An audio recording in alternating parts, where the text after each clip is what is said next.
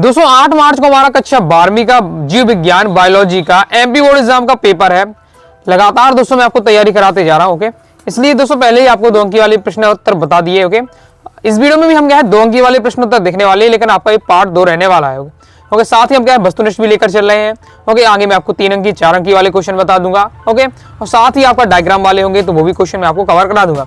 क्रम से वीडियो देखना चाहते हैं 12th बायोलॉजी टॉपर सीरीज 2025 के नाम से प्लेलिस्ट है, तो प्लेलिस्ट पर जाकर क्रम से वीडियो देखकर आप तैयारी कर सकते हैं। तो याद रखिए कि मेहनत की चाबी से ही सफलता का ताला खुल सकता है। पार्ट 1 में दोस्तों हमने क्या है अध्याय 1 से लेकर अध्याय 4 तक के मैंने 2 नंबर वाले सिलेक्ट किए थे। ओके, अब इस वीडियो में हम क्या है अध्याय 5 से वाले से देखने वाले हैं। तो अध्याय 5 है दोस्तों हमारा वंशागति का आणविक आधार। ओके, इसे देख लेते हैं। तो इसमें आपको ये वाला सबसे इंपॉर्टेंट रहने वाला है, क्योंकि एमपी बोर्ड एग्जाम 23 में आपका आ चुका है। आरएनए में कौन से नाइट्रोजन क्षार पाए जाते हैं? तो आरएनए में कौन से नाइट्रोजन क्षार पाए जाते हैं? तो आरएनए में प्यूरिन व पिरामिडीन प्रकार के नाइट्रोजन क्षार पाए जाते हैं। आरएनए के प्यूरिन में एनिडीन व ग्वानिन, जबकि पिरामिडीन में साइटोसिन व यूरिसिल होता है। ओके, तो ये आपको पहले तैयार करके रहना है। साथ ही ये भी आपका इंपॉर्टेंट है, पढ़ के एक बार आपको रखना है। हिस्टोन क्या होता है? तो हिस्टोन के बारे में आपको ये दिया हुआ है, तो इसको भी आपको पढ़ लेना है। साथ ही इसका थोड़ा आपको डायग्राम भी होता है, तो उसे भी आपको एक बार देख लेना है। ओके, तो ये आपका दिया हिस्टोन के बारे में तैयार करके रखिएगा। आगे नेक्स्ट हमारा विकास वाला चैप्टर है, जिसमें बहुत ज्यादा इंपॉर्टेंट रहता है आपका समजात अंग और समृद्धि अंग। ओके, अक्सर ये क्वेश्चन पूछा जाता है, प्रीवियस कई बार क्वेश्चन आ चुका है, तैयार करके रखना है। ओके, तो यहाँ आपको दिया हुआ एग्जाम्पल सीधी लैंग्वेज में, तो यहाँ से हम बताते हैं। एबीओड 19 में आ चुका है, 20 में आ चुका है। तो आपको क्या पूछे समजात अंग और समृद्धि अंग के बारे में लिखिए। ओके, तो मतलब परिभाषा उदाहरण बताइए, या फिर दोस्तों आ सकता है समजात अंग और समृद्धि अंग में अंतर। ओके, तो पढ़ के आपको तैयार रखना है। पहले समजात अंग क्या होते हैं? तो जीवों के ऐसे अंग जो मौलिक संरचना यानी उत्पत्ति व शरीर संरचना में समान होते हैं, लेकिन विभिन्न कार्य संपन्न करने हेतु प्रकार से अनुकूलित हो जाते हैं, समजात कहलाते हैं। समजात अंग कहलाते हैं। ये आपको तैयार करके रखना है। आगे देख लेते हैं। अब यही क्वेश्चन मान लीजिए आपका 3 नंबर में भी आ सकता है, 2 नंबर भी। ओके, उदाहरण के लिए दोस्तों आपको है चमगादड़ के पंख, घोड़े के अग्रपाद, मनुष्य का हाथ और बेल के फ्लिपर। ये आपको याद रखना है, डायग्राम नहीं बनाना, ये तो समझने के लिए दिया है। बाकी आपको क्या ये नाम बस याद करके रखने हैं। नेक्स्ट टाइम कि उदाहरण है, उदाहरण आपको याद करके रखना है, उदाहरण के साथ आपको लिखना पड़ेगा। ओके, फिर समृद्धि अंग। समृद्धि अंग क्या है? भिन्न उत्पत्ति व संरचना वाले ऐसे समान कार्य करने वाले अंग समरूप या तुल्य रूप अंग कहलाते हैं।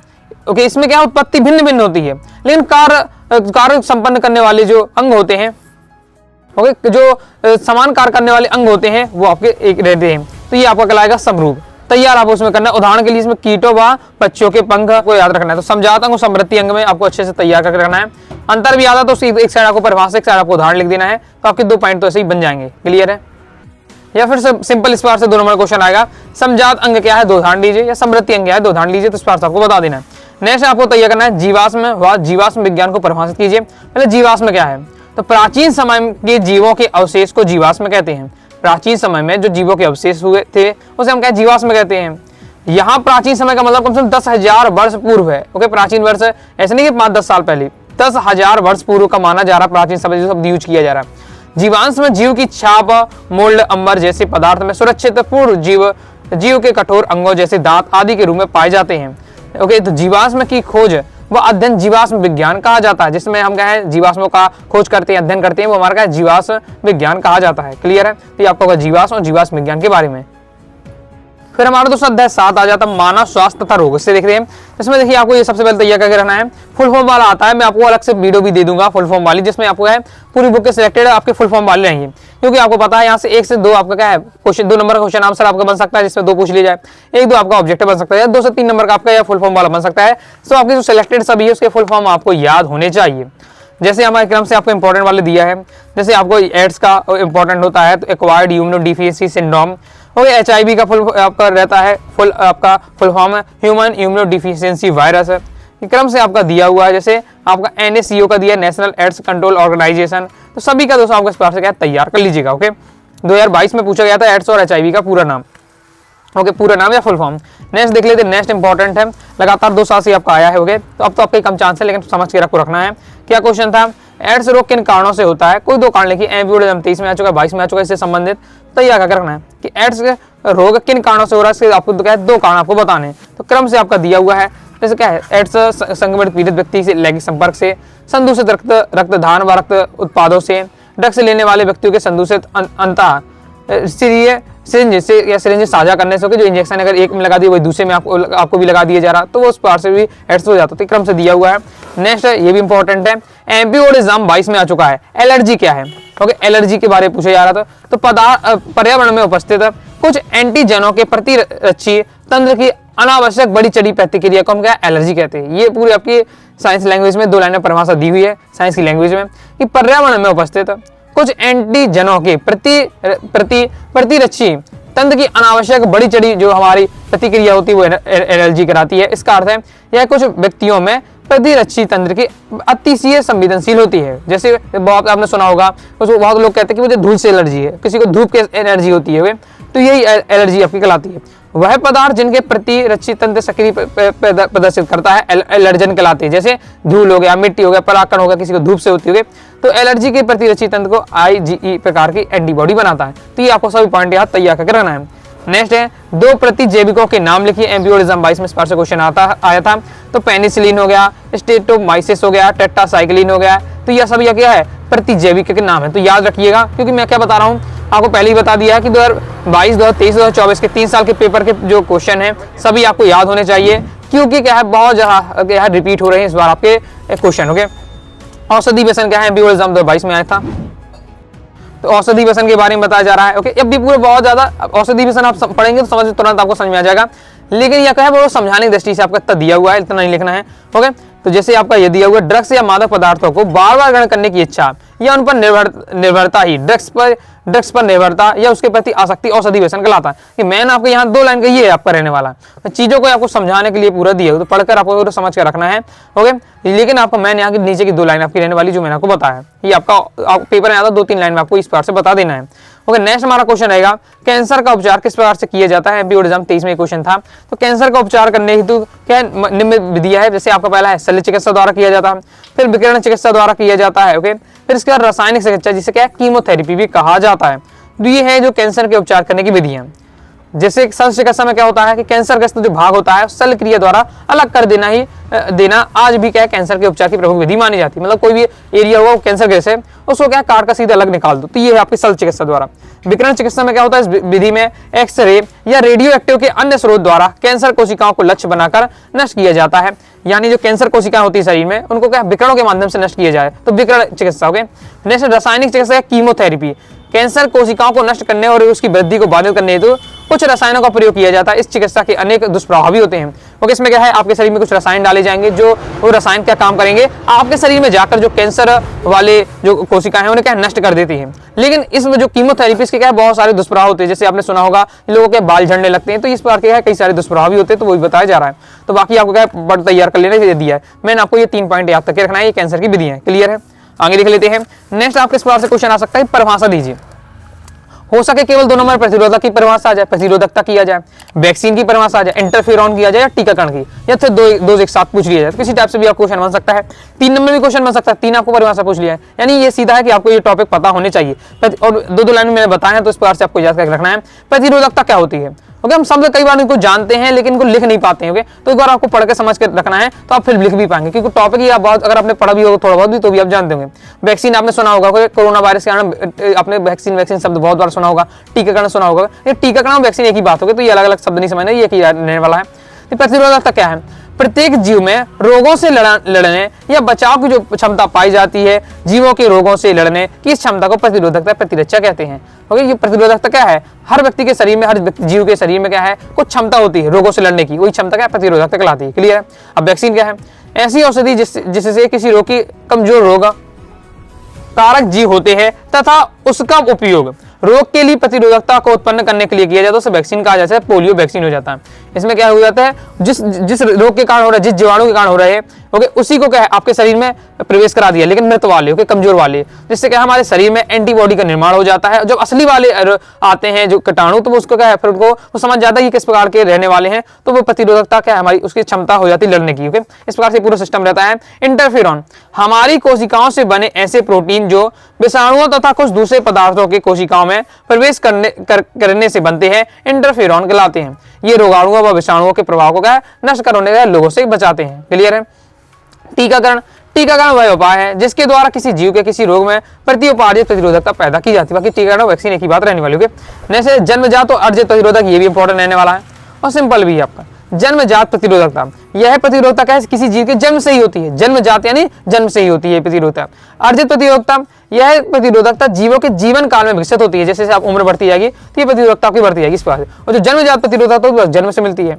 और जो आपकी जन्मजात प्रतिरोधकता है ये सक्रिय प्रकार की होती है, क्योंकि अर्जित प्रतिरोधकता आपको क्या है, ये सक्रिय व निष्क्रिय दोनों प्रकार की होती है। क्लियर है? 2 पॉइंट आपको तैयार करना है, 2 नंबर क्वेश्चन आ सकता है, तो कंप्लीट हो जाते हैं। नेक्स्ट अध्याय 8 मानव कल्याण में सूक्ष्म जीव से देखते हैं। इसमें आपको तैयार करना है जैव उर्वरक किस प्रकार की मृदा की उर्वरकता को बढ़ाते हैं। जो जैव उर्वरक होते हैं मृदा की उर्वरकता बढ़ाते हैं, पता है तो कि किस प्रकार से बढ़ाते हैं वो पूछा जा रहा था। 3 पॉइंट में बात बताई जा रही है। पहला है नाइट्रोजन स्थिरीकरण के रूप में, फिर आपका दूसरा पॉइंट रहने वाला है फास्फोरस समृद्ध बनाना। तो ये आपका दिया हुआ जैव उर्वरक का कार्बनिक पदार्थों की मात्रा बढ़ाते हैं। तो ये इस बार से जब आपको याद करते हैं, इस बार से हेडिंग सी आपको माइंड में याद होनी चाहिए। फिर नाइट्रोजन स्थिरीकरण के रूप में किस प्रकार से कि सहजीवी जिस आपका राइजोबियम हो गया, मुक्त जीवी आपका एजोटोबैक्टर हो जाता है, तो एजो स्पाइडर है, नीलहरी शैवाल है, ये आपका एनाबीना हो गया, नॉन स्टॉक हो गया। तो ये सभी क्या है नाइट्रोजन स्थिरीकरण में सहायक होते हैं। फास्फोरस समृद्ध बनाता है, जैसे माइक्रोराइजा हो जाता है। तीसरा है जैव उर्वरक कार्बनिक पदार्थों की मात्रा बढ़ाकर मृदा के गठन में भी सुधार करते हैं तथा उसकी जल धारण क्षमता में वृद्धि करते हैं। तो इस प्रकार से हम 3 पॉइंट के माध्यम बता सकते हैं जो उर्वरक होते हैं, जैव उर्वरक होते हैं, मृदा की उर्वरकता कैसे बढ़ाते हैं। नेक्स्ट इंपॉर्टेंट रहने वाला बहुत ज्यादा, उसके हाई चांस है आपके आने के। ये क्वेश्चन आपका एमपीओडिज्म 20 में आता है। प्राथमिक एवं द्वितीय का वाहित मल उपचार के बीच आपको है अंतर बताने, बहुत ज्यादा इंपॉर्टेंट और बहुत ज्यादा आसान भी है। ओके, तो पढ़ के आपको रखना है बिल्कुल। प्राथमिक उपचार क्या होता है?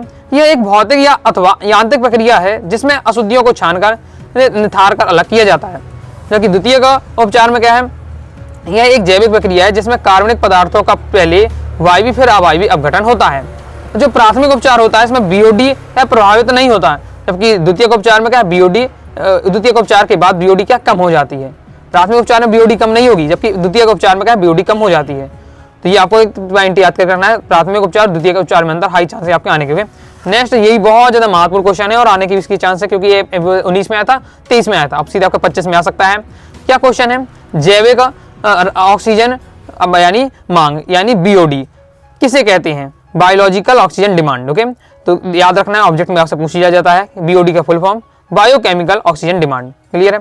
तो ये होता क्या है, ऐसी मांग ये है क्या चीज? ओके, तो वो आपको बताना है। तो 1 लीटर जल में उपस्थित कार्बनिक पदार्थ के दिए गए ताप पर सूक्ष्म जीवों द्वारा अपघटन के लिए आवश्यक ऑक्सीजन की मात्रा उस जल की बायोकेमिकल ऑक्सीजन डिमांड कहते हैं। इसका अर्थ है अधिक बीओडी जल में अधिक कार्बनिक पदार्थ की उपस्थिति को सूचक है। अधिक कार्बनिक पदार्थ होने पर जल भी क्या अधिक प्रदूषित माना जाता है। ओके, अधिक प्रदूषित होता है। सीधा बीओडी क्या है? जल की शुद्धता को मापने का, जिसमें जल की शुद्धता नहीं, जल का प्रदूषण कितना है। अगर किसी जल के प्रदूषण बीओडी बहुत ज्यादा है, यानी उसमें क्या है कार्बनिक पदार्थों की मात्रा बहुत ज्यादा है, और कार्बनिक पदार्थों की मात्रा की ज्यादा है, यानी वो जल क्या है बहुत ज्यादा प्रदूषित है।